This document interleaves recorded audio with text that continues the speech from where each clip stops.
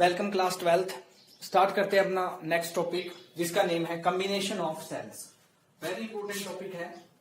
हमने सबसे पहले पढ़ा था कॉम्बिनेशन ऑफ रजिस्टर्स, उसके बाद हमने पढ़ा कॉम्बिनेशन ऑफ रजिस्टर्स और अब हम पढ़ रहे हैं combination of cell. Very important topic है। तो दो ही टाइप के कॉम्बिनेशन होते हैं, नंबर वन सीरीज कॉम्बिनेशन और दूसरा हमारा कौन सा होता है, पैरेलल कॉम्बिनेशन। सीरीज कॉम्बिनेशन क्या कहते हैं, कैसा होता है, व्हेन ये हमारा सेल है, ये इसका पॉजिटिव टर्मिनल, ये इसका नेगेटिव, ये हमारा दूसरा सेल, ये इसका पॉजिटिव, ये इसका नेगेटिव। इसी टाइप से हर एक सेल का एक पॉजिटिव और एक नेगेटिव टर्मिनल होता है। तो जब हम किसी सेल के नेगेटिव टर्मिनल को दूसरे सेल के पॉजिटिव टर्मिनल से जोड़ते हैं तो वो हमारा कॉम्बिनेशन बनता है सीरीज कॉम्बिनेशन। क्या होता है, when the negative terminal of first cell is connected to the positive terminal of second cell, then the combination is called series combination। और parallel combination किसको बोलेंगे कि when positive terminals of all cells are connected to a single point and negative terminal of all cells are connected to a single point। जब सारे के सारे positive एक single से कनेक्ट कर देंगे या सारे के सारे नेगेटिव एक सिंगल से कनेक्ट कर देंगे सिंगल पॉइंट से, तो वो हमारा कॉम्बिनेशन क्या होगा बेटा, पैरेलल कॉम्बिनेशन होगा। क्लियर। हमें क्या कंडीशन बनानी है, क्या हमें निकालना है, तो हमें कैलकुलेट करना है कि जब हम सेल्स को सीरीज में कंबाइन करते हैं तो उनकी ईएमएफ कैसे वेरी करती है, बढ़ती है, घटती है या किसी और प्रोपोर्शन में रहती है, और उनका इंटरनल रेजिस्टेंस है वो कैसे अफेक्ट करता है कॉम्बिनेशन को।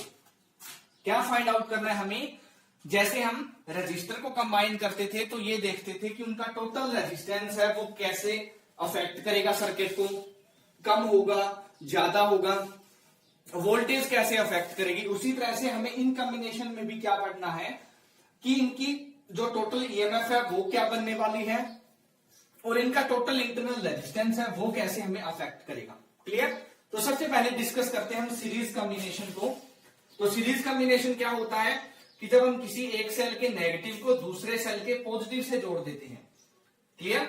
हमने यहाँ पे दो सेल लिए हैं फॉर द सिंप्लिसिटी, जिनकी ईएमएफ E1 एंड E2 है और दोनों का इंटरनल रेजिस्टेंस, एक का R1 है और दूसरे का इंटरनल रेजिस्टेंस हमारा क्या है, R2 है। क्लियर। ओके। अब हमने पढ़ा था पिछले टॉपिक में कि V और इंटरनल रेजिस्टेंस में क्या रिलेशन होता है, V इज इक्वल टू होता है E माइनस आई R, और ये कहा था सबसे इंपॉर्टेंट रिलेशनशिप है। तो इसी तरह से हमारा जो ए और बी के बीच में जो पोटेंशियल बनेगा वो हमारा क्या बनेगा, E1 माइनस आई R1 या BA माइनस BB, क्योंकि BA वो पॉजिटिव है, हायर पोटेंशियल पे है, और B पॉइंट है वो लोअर पोटेंशियल पे है। ऐसे लिख दो और उसकी वैल्यू क्या आएगी, E माइनस आई आर के फॉर्मूले से E1 माइनस आई R1। दोनों सेल सीरीज में है, आई करंट सर्किट में फ्लो हो रहा है। इसी तरह से BBC यानी B और C के बीच में ये सेल जुड़ा है, इसका पोटेंशियल कितना बनेगा, सीरीज है तो पोटेंशियल सेम नहीं रहेगा, पोटेंशियल अलग अलग होगा। पैरेलल कॉम्बिनेशन है तो यहां पर पोटेंशियल क्या रहेगा, दोनों सेल के अकॉर्डिंग सेम रहेगा। तो BC क्या हो गया हमारा, इस फॉर्मूले से E2 माइनस आई R2। क्लियर। अब A और B के बीच में दो सेल है, दोनों का पोटेंशियल क्या हो गया, BAC, फॉर्मूला सेम है, क्या होगा हमारा BAC। ये देखिए A और C के बीच में ये वाला टर्मिनल पॉजिटिव टर्मिनल है और ये वाला नेगेटिव टर्मिनल के पास है, तो ये हायर पोटेंशियल पे होगा बेटा और ये हमारा क्या होगा, लोअर पोटेंशियल पे। तो इसका फॉर्मूला क्या बनेगा, BA माइनस BC, यानी potential at A minus potential at C। हमने BB के साथ इस फॉर्मूले को चेंज कर लिया। क्लियर। तो हमारे पास BAC potential at between A and C क्या आ गया हमारा, E1 प्लस E2 माइनस आई R1 प्लस R2। क्लियर। अब हम सपोज करते हैं कि इस पूरे के पूरे कॉम्बिनेशन को हमने एक सिंगल सेल से रिप्रेजेंट कर दिया, जिसका E क्या है, E इक्विवेलेंट, और जिसका इंटरनल रेजिस्टेंस क्या है बेटा हमारा R इक्विवेलेंट, यानी दोनों का जितना इनका इंटरनल रेजिस्टेंस है उतना उस सिंगल सेल का है, जितनी इन दोनों की ईएमएफ है उतनी उस सिंगल सेल की ईएमएफ है, और वो भी हमें सर्किट में आई करंट दे रहा है। तो उस सेल के लिए हमारे पास V का फॉर्मूला क्या हो जाएगा बेटा, उस सेल के लिए V का फॉर्मूला हो जाएगा E माइनस आई R, यानी E equivalent minus I R equivalent. अब इस इक्वेशन को हमने ऊपर वाली इक्वेशन के साथ कंपेयर करना है। इसके साथ कंपेयर करके देखो, जहां पर हमने ई इक्वालेंट लिखा है वहां पर क्या आ गया, E1 plus E2 minus I as it is. जहां पर हमने आर इक्वालेंट लिखा है वहां पर क्या आ गया, R1 प्लस R2। और यही कंडीशन हमने बनानी थी कि जब हम इन्हीं सेल्स को सीरीज में कनेक्ट करते हैं तो उनका जो टोटल ईएमएफ है वो क्या हो जाता है, E1 plus E2 plus E3 plus so on. यानी हमारा ई इक्वालेंट क्या हो जाता है, E1 plus E2 plus E3 and so on. सभी का ईएमएफ है वो एड अप हो जाता है। इसी तरह से उनका इंटरनल रेजिस्टेंस भी क्या हो जाता है, R equivalent R1 plus R2 plus R3। यानी उनका टोटल इंटरनल रेजिस्टेंस भी क्या हो जाता है, सम अप हो जाता है, एड अप हो जाता है। क्लियर? तो ये था सारा का सारा हमारा सीरीज कॉम्बिनेशन में। तो क्या बनाया हमने कि E इक्वालेंट क्या होगा, E1 प्लस E2 और R इक्वालेंट क्या होगा, R1 प्लस R2। यानी उनका टोटल ईएमएफ भी ऐड हो जाएगा और उनका टोटल इंटरनल रेजिस्टेंस भी सर्किट में क्या हो जाएगा, ऐड हो जाएगा। क्लियर? दूसरा केस देखते हैं हम पैरेलल कॉम्बिनेशन का, उसमें कैसे इफेक्ट होता है। तो सबसे पहले पैरेलल कॉम्बिनेशन वो होता है जिसमें सारे के सारे पॉजिटिव एंड एक तरफ जोड़ दिए हैं और सारे के सारे नेगेटिव एंड सेल के हैं वो एक तरफ जोड़ दिए हैं। क्लियर? और पहला सेल का ईएमएफ E1 है, दूसरे सेल का ईएमएफ E2 और उनके इंटरनल रेजिस्टेंसेस हैं R1 एंड R2। अब पैरेलल कॉम्बिनेशन है, मान लो ये वाला सेल E1 करंट दे रहा है, ये वाला सेल I1 करंट दे रहा है और ये वाला सेल I2 करंट दे रहा है। क्योंकि पैरेलल कॉम्बिनेशन में पोटेंशियल सेम होते हैं और करंट है वो डिफरेंट होता है। और पैरेलल कॉम्बिनेशन में पोटेंशियल डिफरेंट होता है और करंट हमारा सर्किट में क्या होता है, सेम होता है। क्लियर? तो यहां से E1 सेल का पोटेंशियल क्या होगा, फॉर्मूला क्या है पोटेंशियल का, एक ही फॉर्मूला है E minus I are.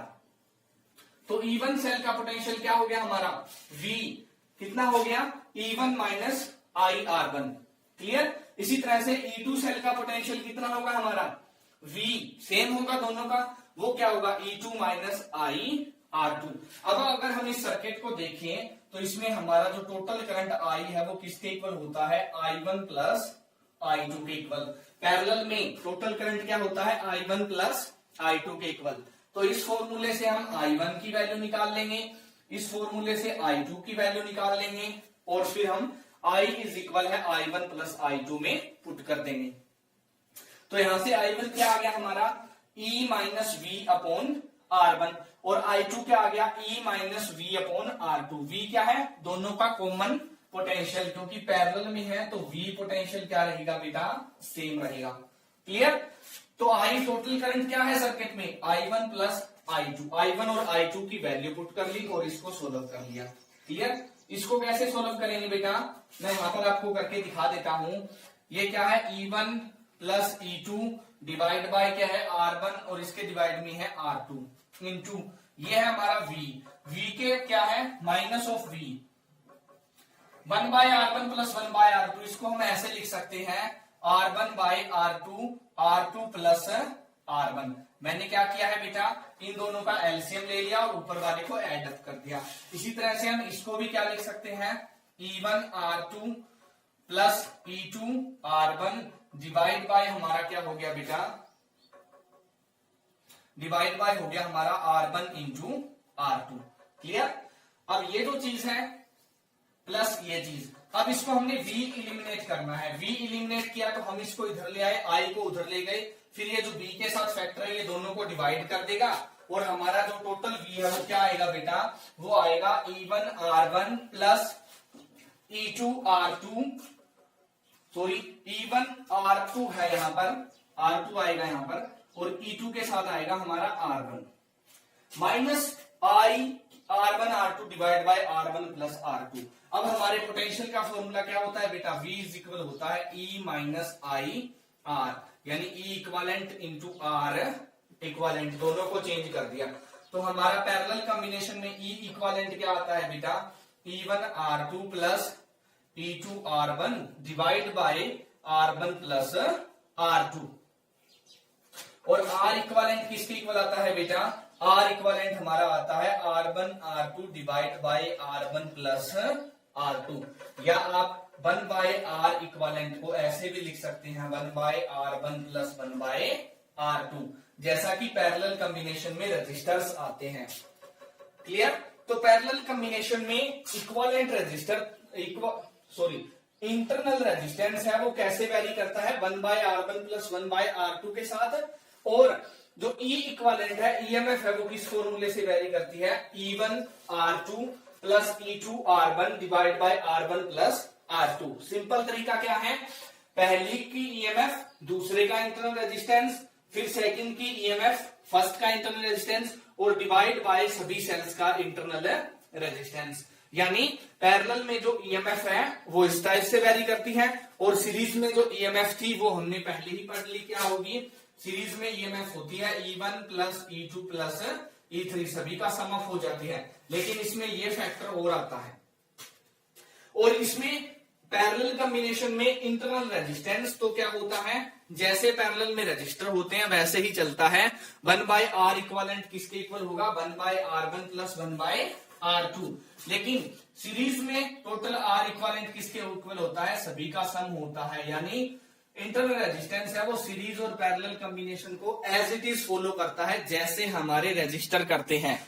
R बराबर होगा R1 प्लस R2 सीरीज में, और पैरेलल में 1 by R equivalent is equal होगा 1 by R1 plus 1 by R2। और ईएमएफ है वो सीरीज में कंबाइन हो जाती है, E1 plus E2 plus E3, simple हम सम अप कर देते हैं, एड अप कर देते हैं, लेकिन पैरेलल में वो इस फॉर्मूले के साथ वेरी करती है। Thank you, have a good day.